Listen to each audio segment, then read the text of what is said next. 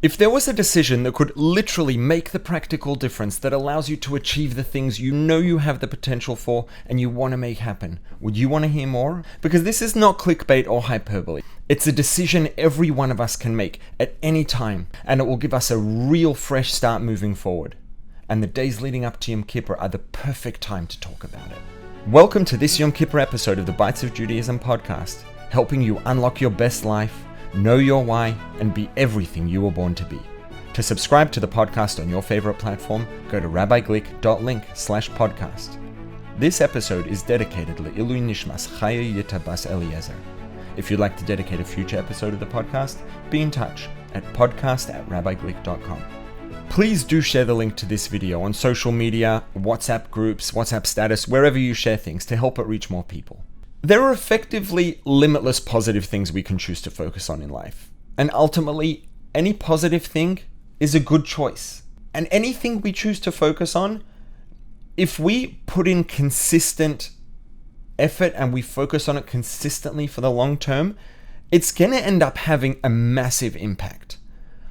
And just to do the numbers, for example, if you improve anything, you pick anything in life, health, wellness, spirituality, physical health, anything in life that you want to make progress in, if you improve 1% per day, every day for a year, at the end of a year, and think about how quickly a year passes. Think about how quickly we were at this point 1 year ago.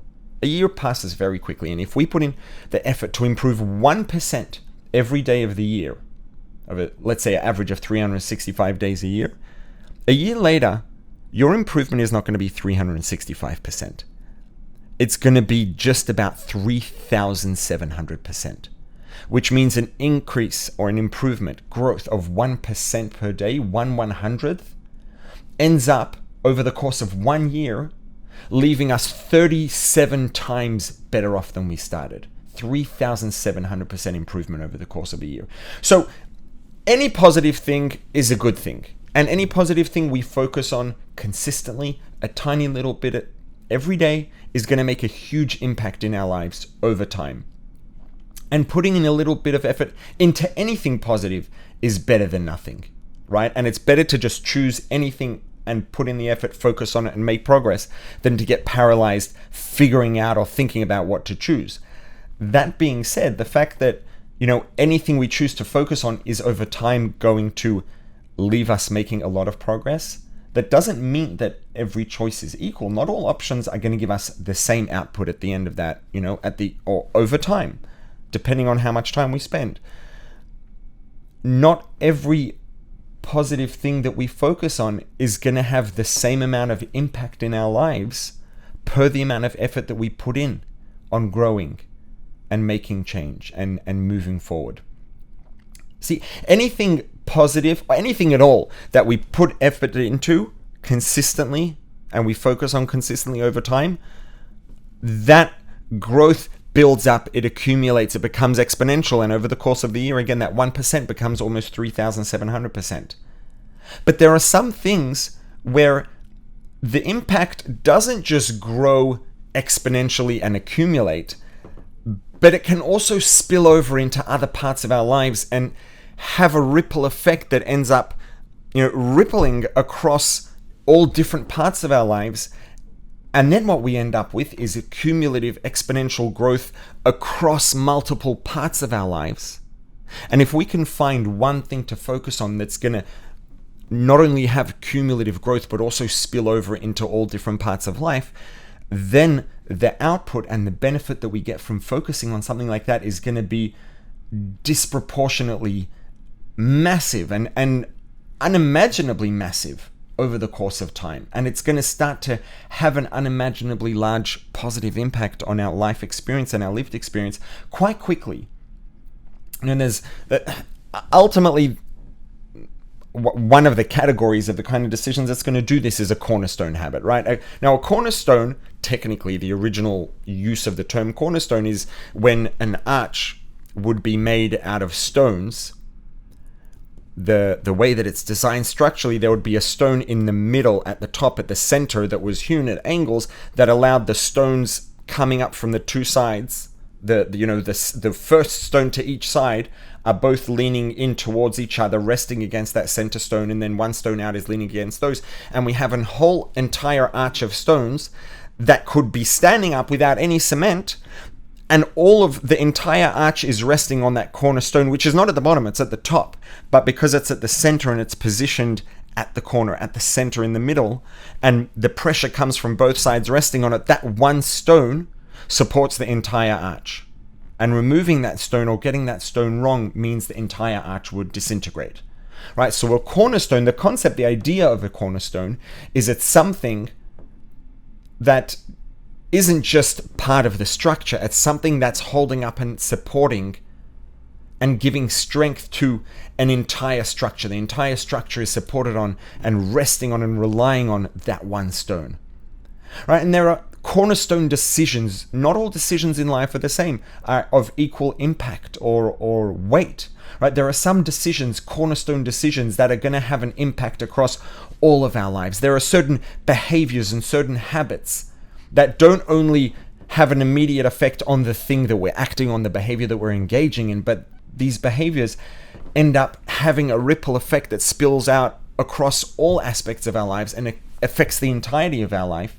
And these cornerstone behaviors, just one instance of a cornerstone behavior can have a disproportionate effect by spilling out across different parts of our life and elevating the entirety of our life, or a huge portion of our life, the same way that that literal cornerstone holds up the whole arch, the whole structure.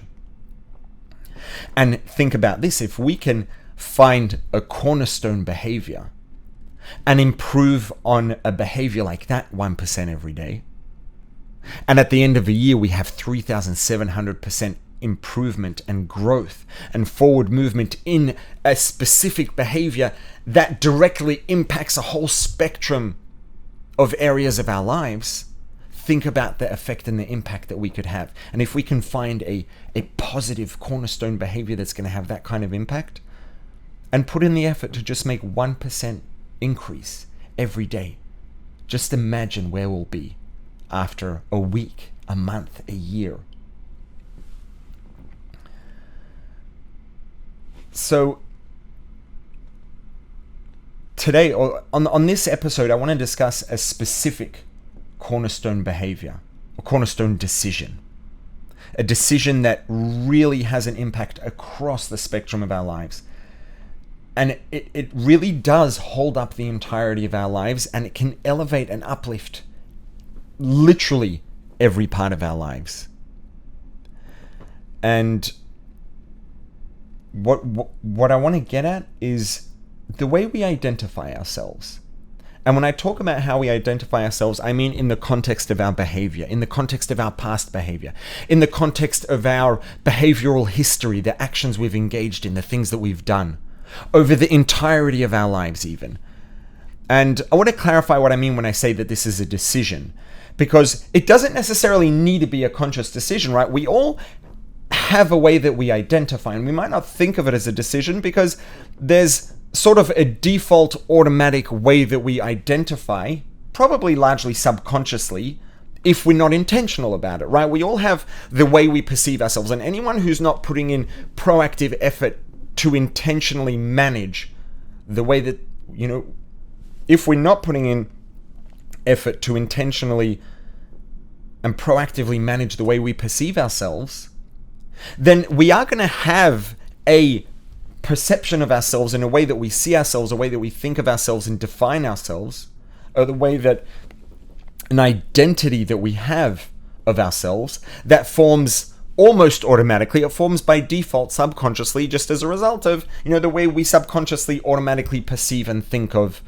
the full picture of who we are, the things we've done, what we've been through, how we've reacted, etc. All of those things are going to come together, and there's going to be a default way that we perceive ourselves as a result. So why am I calling it a decision? The reason is because that's what happens by default if we don't choose to proactively engage in monitoring and managing the way we perceive ourselves, the way we identify ourselves. And where the magic happens is when we make the decision that we will intentionally focus on our identity, the way that we identify ourselves and the way we perceive ourselves, and making sure that it's actually accurate and empirically correct, it can change everything. It's a true cornerstone decision that will, not can, will, if we do it, it will spill over across every part of our lives and change everything. It'll change everything about the realistic likelihood of us actually fulfilling that potential that we know we have, hypothetically. It will also really give us a chance to get a fresh start again with a true clean slate and move forward without any of the baggage of a lifetime. And it doesn't matter what the behavior is.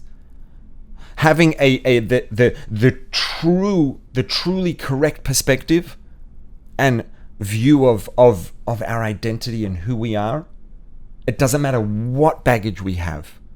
We can have a pure, clean start. And not because we convince ourselves, because that is actually the empirical truth. And we'll get to it.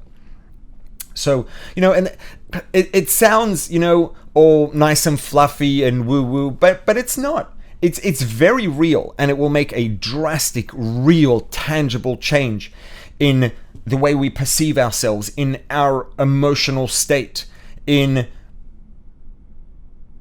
our self-perception. It will drastically increase our positive emotion. It will make us more energetic. It will make us more focused. It will make us more motivated. And you know what happens when we're more motivated? We achieve more. We end up more fulfilled. And then that further increases and contributes towards a further increase in positive emotion and well-being. So ultimately, having the truly correct, actually, view of our identity and who we really are is going to increase our positive emotion and our well-being and drastically improve our lived experience via a number of different pathways all at the same time. So, right, both by directly affecting our positive emotion and our well-being, because we view ourselves in a more positive light, and we'll get to how and why that really is the actual truth and correct view, and by increasing our motivation, it's going to leave us feeling more fulfilled, more satisfied, more high, like we're achieving more, and that's going to further add to all of that. So, first of all, a big part of this picture, right, is the motivation. Because the motivation that results from this perspective and this identifying ourselves correctly is going to lead to greater achievement. And that achievement is going to lead to more positive emotion, well-being, etc. So we need to clarify exactly how and why motivation makes such a massive difference, and the pathway by means of which motivation makes such a massive difference to the bottom line of our lived experience. And then once we clarify that, I want to really get into the nitty-gritty of this decision about how we should identify, how we should perceive ourselves, who we really are, why it's correct, how we should go about it, and how it's going to make that massive difference, really, truly open us up to living up to everything we know we have deep down inside, and leave us with that fulfillment and satisfaction that results from achieving all of that. And also together with that, to give us a truly clean slate and a fresh start, regardless of the baggage we're carrying. So, first of all, very practically and technically, every voluntary action, right? Everything we do. Breathing is voluntary to a degree. Most of the breathing we do is not voluntary. We do it without realizing. Our heartbeat's involuntary. Reflexes are involuntary. But anything we engage in voluntarily, whether consciously or subconsciously, the reason we're engaging in it, the reason we're doing it, the reason we're, acting in whatever way we're acting, is because we feel motivated to do it. Now, it may be a primary motivation. It may be because we really want to do that thing, or we really want the outcome of what we're doing.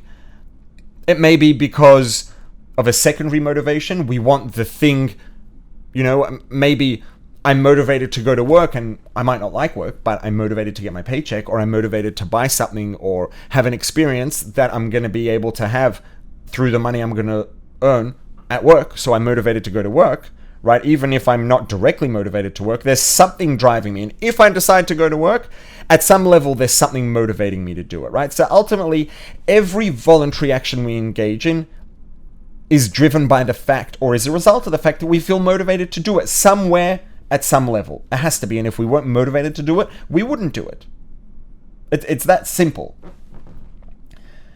And when it comes to being motivated to do something, one of the most important and most powerful factors that's going to determine how motivated we are to do something is how much we believe we can really succeed. Right? The greater the extent to which we believe we can succeed and get the job done, the greater the degree to which we perceive that action or that pursuit as being worthwhile. If we think, we feel, we believe, if I engage in this action, I know I can get it done, I can make it happen, I'm more likely to feel motivated to do it. I might believe very strongly in the outcome of something, but if I don't believe that I'm likely to get the job done, if I don't think I can do it, I'm not going to feel that motivated to try, because it's a waste of time and effort. And it might make perfect sense that I'm not motivated to put in the effort if I'm really not likely to succeed. So, and this relationship between how much we realistically believe we can succeed and how motivated we are as a result, a lot of that is subconscious. Right? We're not necessarily consciously aware of exactly how we perceive ourselves. We don't always realize exactly, who is it that we think we are? What is it that we realistically really think we're capable of? Sometimes it's conscious. A lot of times, a lot of this is subconscious. But subconscious or not, it's going to ultimately, all of these things, who we see ourselves as, the way we perceive ourselves, the way we identify, is going to define ultimately and determine how worthwhile we believe it is to try anything. If we feel consciously or subconsciously that we're unlikely to succeed, that it's probably going to be a waste of time, it's very unlikely that we're going to feel very motivated. Even if we believe that it's a valuable pursuit, if we don't think we're going to get the job done, it might make sense even to not feel motivated, and that's why we don't feel motivated, because it doesn't make sense. So, one of really the most important factors in feeling motivated to do something, in being interested in trying to do something, is believing we can get it done. Right? It's that simple. We don't believe we're likely to succeed, we're not going to feel very interested in trying, we're not going to feel very motivated. Now, the specific pursuit, right? I want to get a little bit more specific now. When we talk about, a pursuit, something that we could try, and, the more we believe we can do it, the more we'll feel motivated to do it. There's one thing specifically that I want to focus on, and that is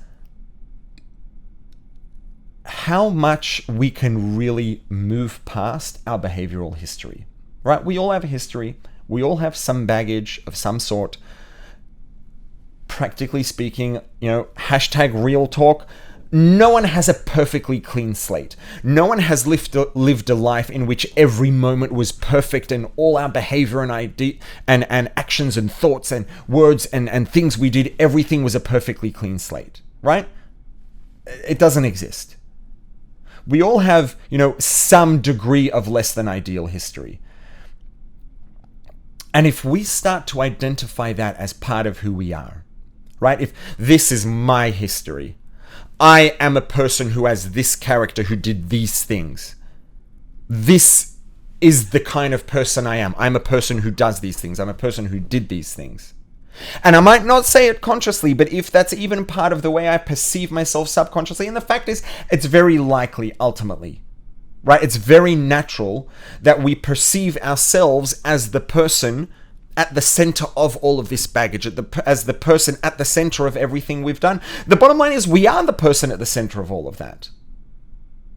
Where we go wrong is by defining ourselves as being the person who did those things, being a person who does those things.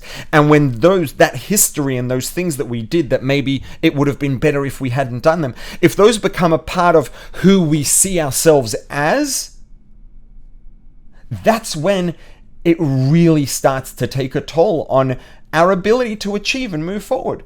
Because we may have the ability to achieve great things, but the bottom line is, if the way we perceive ourselves is as someone who's not realistically likely of achieving that, based on that perception, it makes sense not to try.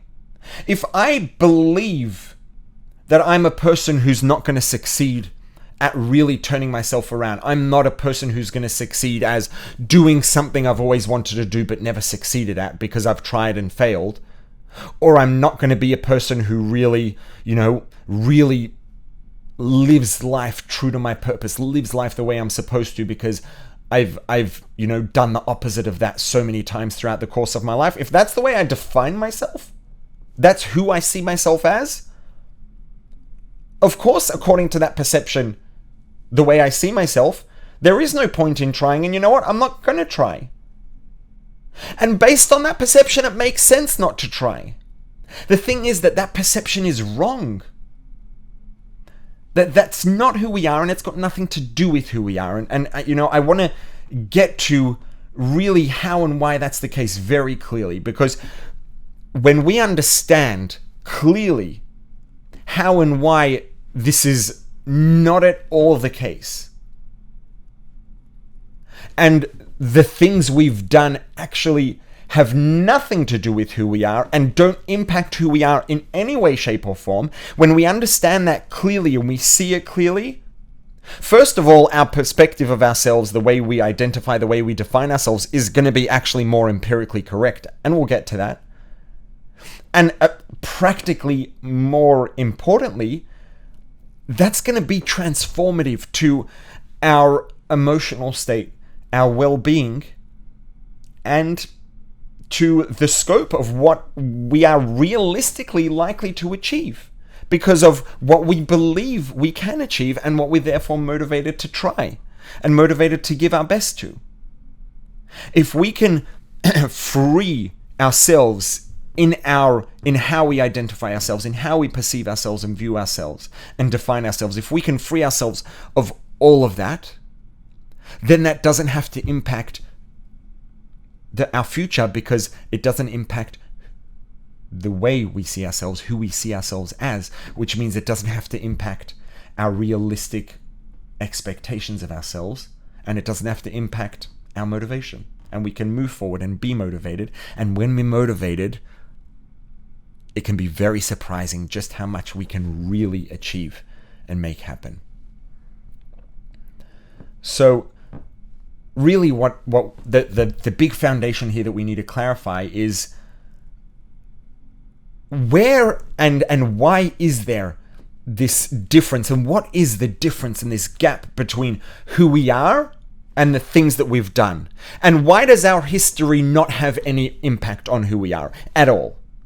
And if we can really get our heads around that, get a grip on that, and really see that clearly, if we can really see, understand, and believe truly that our history, positive, negative, or otherwise, has nothing to do with who we are, then it doesn't have to have anything to do with our belief in our realistic potential. It doesn't have to have any impact on our motivation, and it doesn't have to have any impact on our future.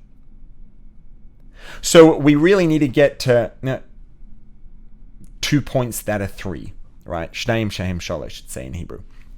Point number 1 is, who are we? What defines who we are, right? I keep on saying that our history and our baggage and our past doesn't define who we are. Okay, so what does define who we are? Who are we actually? We need to talk about, the things we've done, regardless of positive or negative. What are our actions, right? And just how separate are our actions and our history from who we are? So question number 1 is, who are we, right? what is it that defines who each of us is? What is it that defines who I am? What is it that defines who you are? Who we all are? Right? Number one, every one of us has a body. Every one of us has a soul. Every one of us who has a body and a soul is a living person, created in the image of divinity, created in the divine image of the Creator, of God, of absolute infinity. Every one of us who has a body and a soul and created in the image of God has a conscious experience, has a mind, has feelings. That's who we are. I am, you are, every one of us is an individual whose ultimate identity is divinity, a soul, a spark of God inside, a spark of the Creator, a spark of absolute infinity inside. And we are a person, an individual, a divinely powered and driven individual with a mind, with feelings, and with an experience. That is who we are. And every one of us, as a person with a body and a soul and a piece of the Creator inside, an instance, a spark of divinity inside, has unimaginable potential. If every one of us, every one of us, any one of us, we all individually, our specific potentials are unique and very different, but every one of our potential of what we can do and achieve in life and the difference we can make, if we're really doing everything we can, is unimaginably enormous. Right? And all of that sounds nice and good, right? That's how we start off, and that's who we are before we take any of our actions into account, before we take into account all the things we may have done through the course of our lives. Right? But what happens once we've gone through life, and as we all have to varying degrees done things that are not perfect, done something maybe here or there that's not ideal, right? Let's be conservative and generous over here. Maybe we've done a couple of things here and there that aren't perfect and aren't ideal, maybe more. So yes, deep down inside, we started out as this body and soul and divine image and blah, blah, blah. But then we've done all these things. So what now? Right? And the answer to that is another question, especially being Jewish, right? The answer to the question is always another question. And the counter question is, okay, of the things that define who we are, which of those things changed as a result of what we did? Right? I may have done all manner of bad things. Did that change the fact that I have a body? No. Did it change the fact that I have a soul? No. Did it change the fact that I'm created and every one of us is created in the image of God, of absolute infinity? No. Does it change the fact that everyone is divine deep down inside? No. None of those things changed. It doesn't matter what our behaviors were. Once we understand what it is that defines who we are, our behavior did not touch any of those things. So clearly our behavior, our behavioral history, our baggage, let's call it, didn't affect who we are at all. None of the things that define us were impacted, touched in any way by the things we've done, by our history, by our quote-unquote baggage, right? The things we do, even the thoughts we think, certainly the words we speak, everything we do, it matters. Of course it matters, right? If it didn't matter, there'd be no point to it all. Of course it all matters.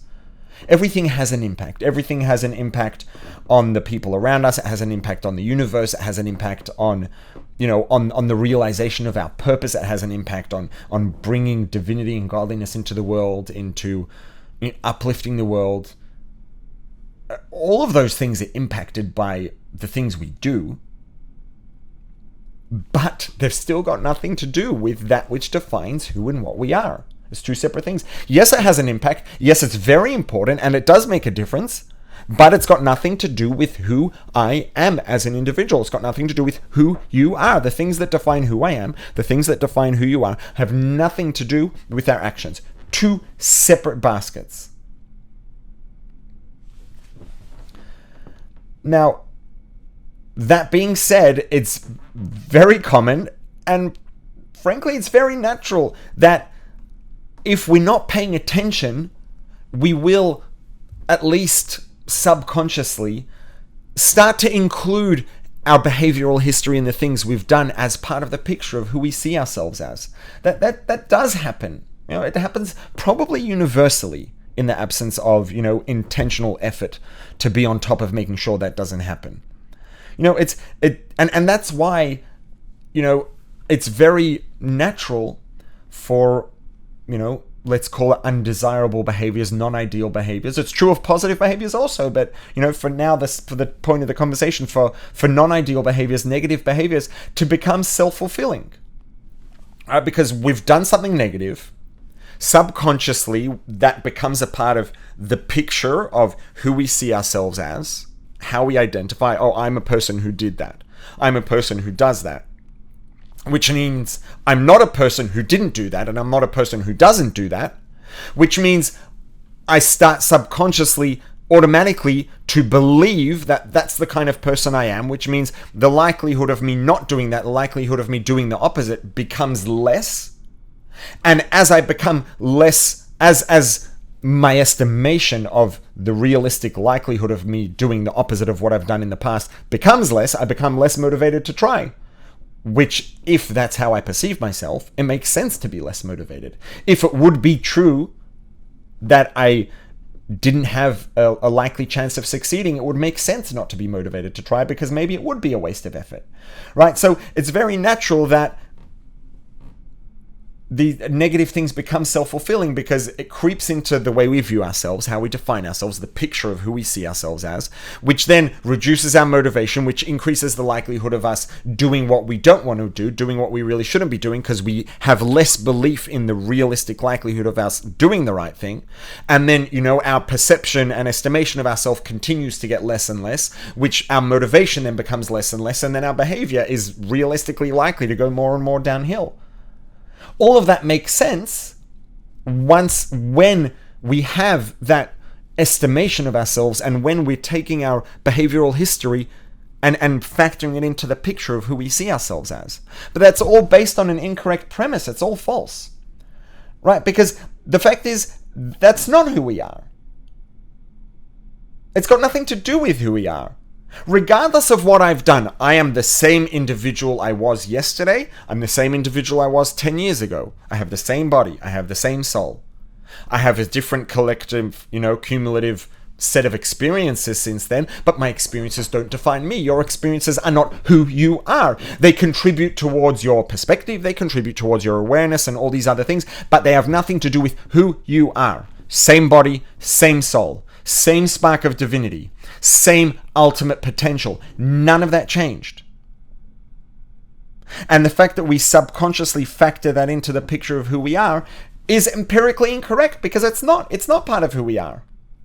But as long as we allow it to creep into the way we identify, the way we self-identify, the picture we see of ourselves, it is going to result in us perceiving ourselves as having less realistic likelihood of achieving, which is going to become self-fulfilling, and we will have a reduced likelihood of realistically succeeding at any given thing, because we're less motivated, because we don't believe we can succeed. If we don't believe we can succeed, we're not so interested to try. And if we don't interested to try, we're less likely to try as hard, and we are actually less likely to achieve. But the reason we're not achieving is not because we really have any less potential.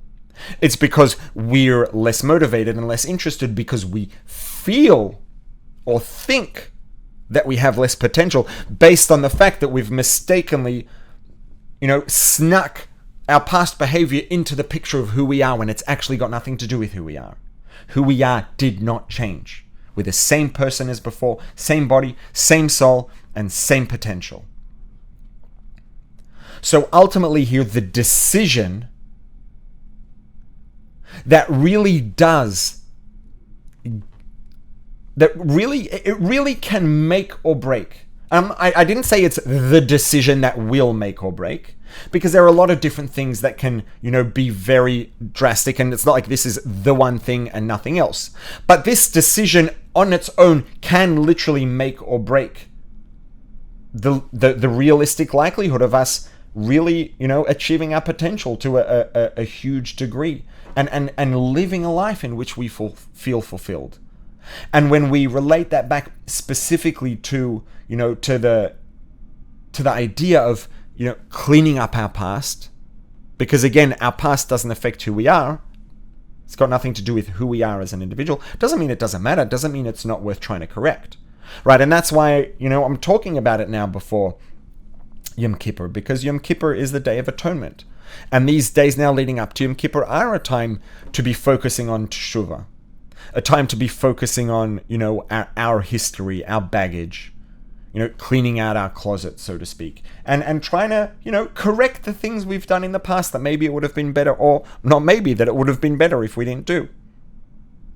Or the things we didn't do but should have done, and to really clean all of that up and to get ourselves ready for Yom Kippur. The problem is that I honestly see it a lot, and I think it's unfortunately, but naturally, a very common thing. That, we think about Teshuvah, Yom Kippur is coming up, yeah, that's all nice, and we'll have a conversation about it, and we'll chat and talk about it, because it's the flavor of the week, and we'll discuss it at the Shabbos table and have a conversation. Ultimately, it's quite common to not really believe that we're actually going to do Teshuvah. It's like, yeah, Teshuvah is nice, and we should talk about it and feel inspired, and Yom Kippur, but like actually do Teshuvah, And the only reason, or a huge factor in that, I shouldn't say the only reason, but many times the primary factor in that, lack of real motivation to really engage with tshuva and trying to clean things up and really change things in a real, true way, is the fact that we have such a long history throughout our lives of, of not being perfect and not always doing the right thing, and, and over time, without even realizing it, it just becomes a part of who we see ourselves as. And if we see ourselves as, if I see myself as a person who does these things, I'm a person who's always, doing some things I shouldn't be. I'm a person who's, so far from perfect. I'm a person who always does things wrong.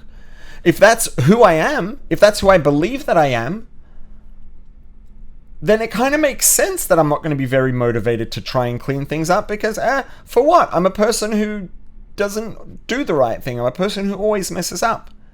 And as long as we include our behavior, our imperfect behaviors, our negative behaviors, our, negative behavioral history, our baggage, as part of the picture of who we are, it's going to make us feel, even if just subconsciously, and the way we feel about ourselves subconsciously is no less important or powerful than the way we think of ourselves consciously, it's going to make us feel like, there's not really much point. I'm not a person who does that. I'm not a person who's going to have that future, so I don't really see the point. It's not going to happen. It's not realistic. Let's be real. It's not going to happen. And if that's the way we see ourselves, then we're not going to be motivated, and it makes sense that we're not going to be motivated. Why would we be motivated? Right, so, when now with leading up to Yom Kippur, and we want to do Teshuvah, the point's not to convince ourselves. The point is just to be clear about the actual truth.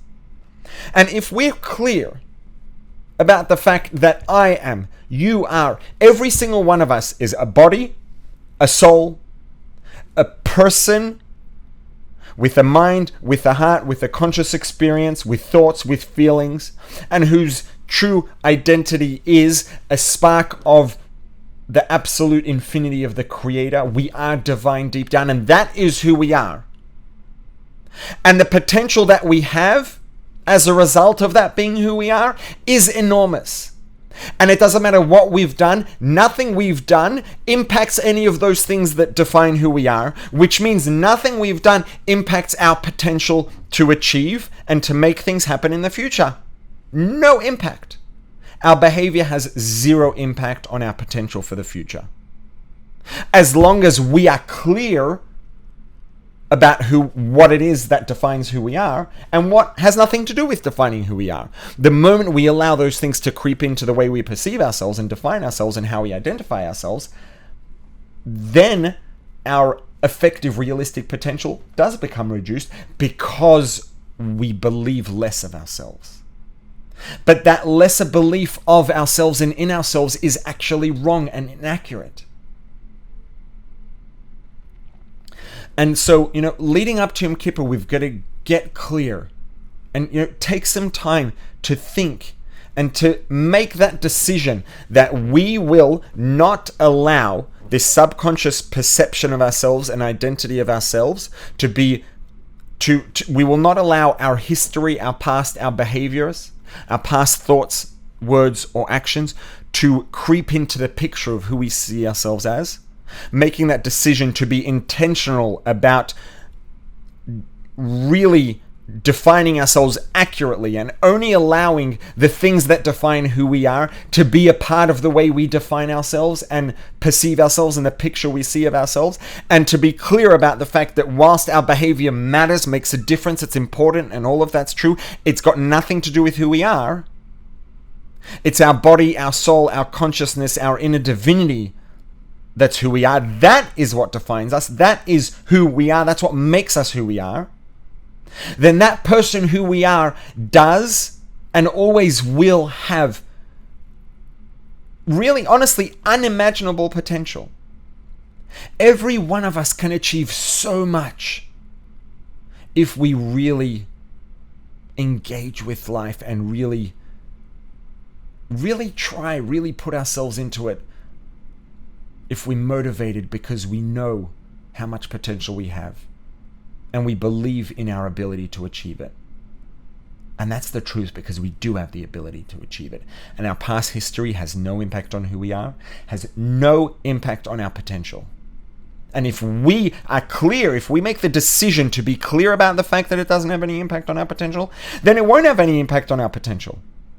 Because the only way it can impact our potential is if we allow it to incorrectly color our perception of ourselves. And then it's that incorrect perception that's changing our potential. It's not the history and the baggage itself that's actually affecting our potential. And, going into Yom Kippur, I think this is the decision that can really make all the difference. Is to be clear, who is it that we are? Who is it that I am? What is it that defines who you are? And if you're clear about what it is that defines who you are, then it doesn't matter what you've done. It doesn't matter what I've done. Not saying that the actions don't matter, but they have nothing to do with who we are.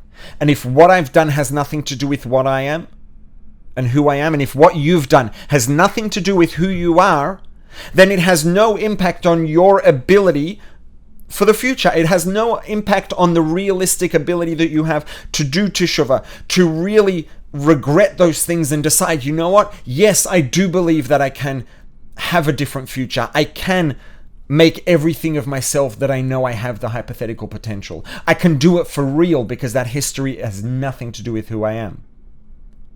And that decision to have the really correct view of who we are and what makes us who we are, that decision really does give us, it doesn't immediately give us a clean slate, but it gives us a personal clean slate in terms of who we are, which then really can give us the energy and the belief in ourselves and the motivation to clean our slate historically, in terms of our behavior, in terms of our baggage, to do teshuvah. And ultimately, that's really what teshuvah is, right? We think of teshuvah as repentance. The translation of the word teshuvah is to return. Return to who we really are, because nothing we've done has anything to do with who we are directly. Those are actions that were performed by the person that I am. Those are actions that were performed by you, by the person that you are. But the actions are not a part of who you are, which means that as long as we're clear on, I'm clear on who I am and you're clear on who you are, and we're clear on the fact that our past behaviors are separate to who we are now a person who can clean that up, who can return in our direction to the future, to who we really are, and to redirect our behavior, and to really actually clean our slate, to have a true clean slate. And if we can come into Yom Kippur with that perspective, Yom Kippurim, the Day of Atonement, coming into Yom Kippur with that perspective means that we really, the power of this day will atone us and will cleanse us, and we will come out on the other side truly clean, with a truly clean slate and with a truly fresh start. Because there's no reason we can't. There's no reason that any person in the world cannot completely put the past in the history basket and move on with a fresh start. As long as we understand that the past isn't a part of who we are, then there's nothing holding us back. The only thing that can stop us is the incorrect belief that that has become a part of who we are. And knowing exactly who it is that we are and what it is that makes us who we are means we won't be deceived by the past. We won't have an incorrect perspective of ourselves, an estimation of ourselves that will ultimately effectively reduce our potential, because it reduces our belief in ourselves, it reduces our motivation, and then it reduces the degree to which we put in effort and try. And when we have that accurate view of ourselves, we have a more accurate perception of ourselves. We have a more accurate self-identity. And we now have the true, full potential that we have practically. We have our realistic practical potential becomes unimaginably large, because that's the potential that we really have. It really is that great. And when we have the correct understanding and view and a perspective of who we are, then there's nothing holding us back from that potential.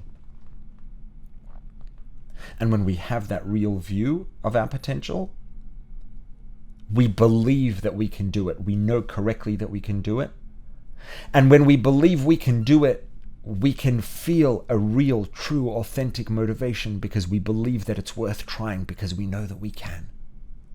And that belief, the knowledge and clarity of who it is that we are, and the clear gap, the separation between what we've done and who it is that we are,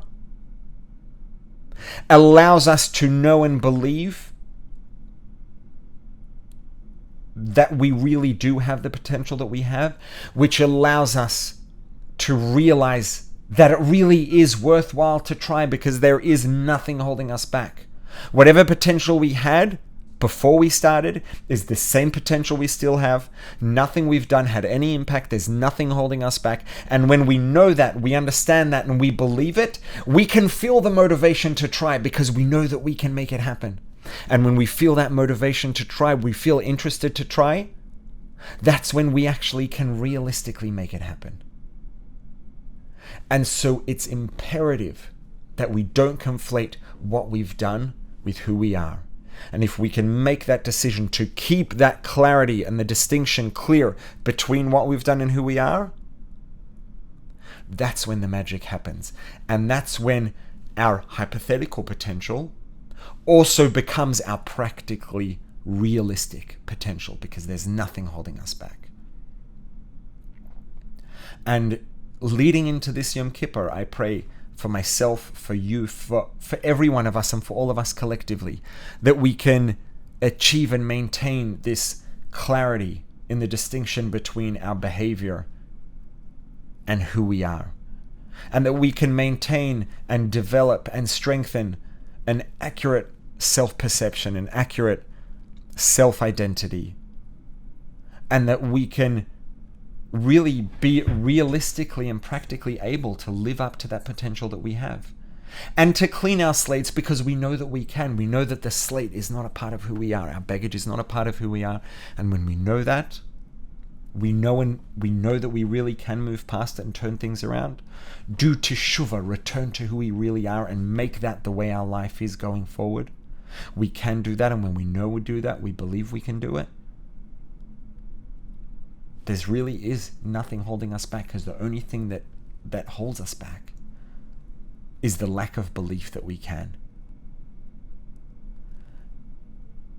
So if we can make that happen, establish that clarity of understanding, strengthen that, continue to build, and to decide that we're going to focus on that and focus on it every day and focus every day 1% more.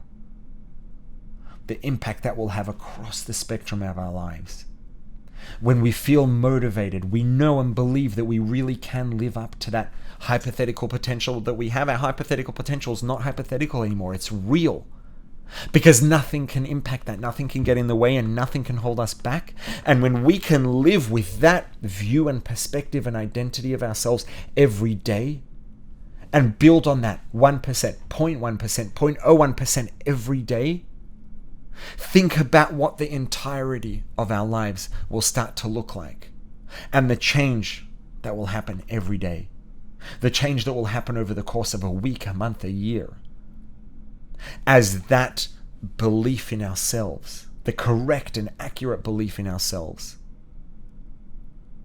and the motivation that it drives, the interest in trying and moving forward and growing and achieving that's driven by that, across the spectrum of our lives. Think about the change that we'll see. Think about the person we'll become practically and behaviorally. Think about what our lives can start to look like if we just can maintain that clarity on the distinction between what we've done and who we are.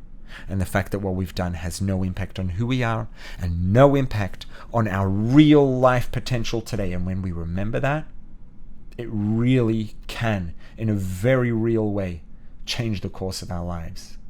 And that can be the thing that makes or breaks whether we really make the most of Yom Kippur, because we believe in our ability to turn things around, to do teshuvah, to return to our true selves, to return to our purpose, to return to the purpose of existence. And when we know that we really can and we believe that we really can, there's no reason we can't, and there's nothing holding us back. And there's nothing holding us back from moving forward, from growing, achieving, filling our lives with a sense of fulfillment, a sense of satisfaction, a sense of achievement, and all the positive emotion and well-being that comes with that. And there's nothing holding us back from being everything we were born to be. I want to wish you a Gmar Sima Tova. May you be signed and sealed, as they say, for a year that's both truly and profoundly good.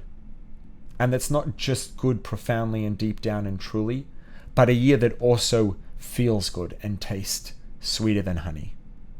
If you haven't yet, click on the subscribe button, then click on the notification bell to see future videos. And please, again, share the link wherever you share things, on social media, Facebook, wherever it is, WhatsApp groups, WhatsApp status, to help this message reach more people. This has been the Bites of Judaism podcast. This podcast has been made possible by Mr. and Mrs. David and Malki Smetana. If you found it valuable, please leave a 5-star rating and a review. It really does help it reach more people. And tell your friends about it. If you haven't yet, you can subscribe on all the major podcast platforms at RabbiGlick.link/podcast. To dedicate a future episode of the podcast, send an email to podcast@RabbiGlick.com. See you next time.